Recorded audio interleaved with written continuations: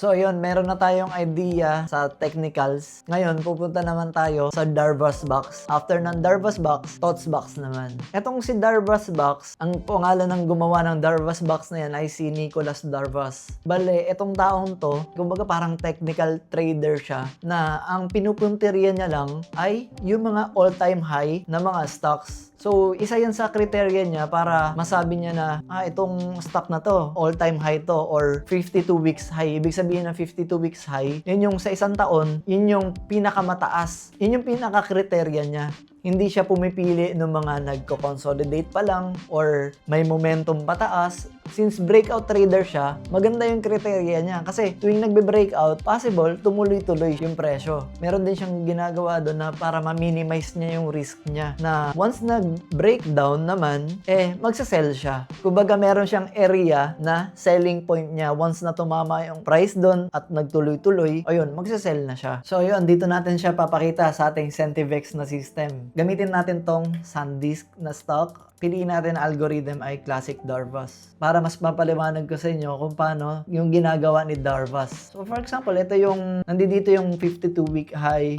all-time high. Ang ginagawa ni Darvas sa ganyan, di ba yun yung kriteria niya? Gusto niya yung parang pinakamatataas na stock na mga presyo at dun siya sasabay. Ginagawa niya dyan, inaantay niya mag-consolidate yan. For example, dito, ito yung presyo, tapos biglang bumaba, tapos nag-consolidate siya dyan sa ano na yan. Ang binabox niya dyan, from dito hanggang dito. So, once na nag-consolidate na yung presyo, hindi pa siya dyan bibili. Ang ginagawa ni Darvas, kumbaga binox niya yan, di ba? Kaya tinawag na Darvas box eh. Yan yung kriteria niya. Kumbaga, nasa watch list niya na yan. Pero hindi pa siya bibili. Bibili siya kapag yung presyo ay tumagos na dito sa box na to.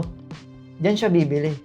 So, for example, yan, katulad niyan, tumagos na yung presyo, yan. Sa candle na yan, dyan siya possible na bibili. Kasi nag-breakout na. Ganun yung technique ni Darvas Box. So, paano niya naman minimize yung risk niya? So, ang kriteria niya naman, di ba, tumagos na dito yung presyo.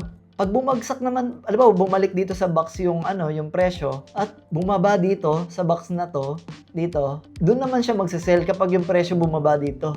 Pag nakita na niya yung chart, nandito na, pag ganun na, pababa na. Dito siya sa area na to, magsisell. Hanggat hindi nangyayari yun, i-hold niya lang yung position niya. Kumbaga, dyan yung starting point niya na pagbili.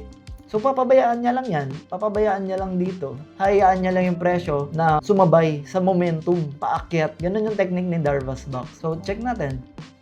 Ayan. Ayan, ganyan. Yun, katulad yan. Automatic yan. Yung ginawa ko na to. Automatic magbabox siya. Pag nagkaroon ng consolidation na ganyan, yan, babox niya.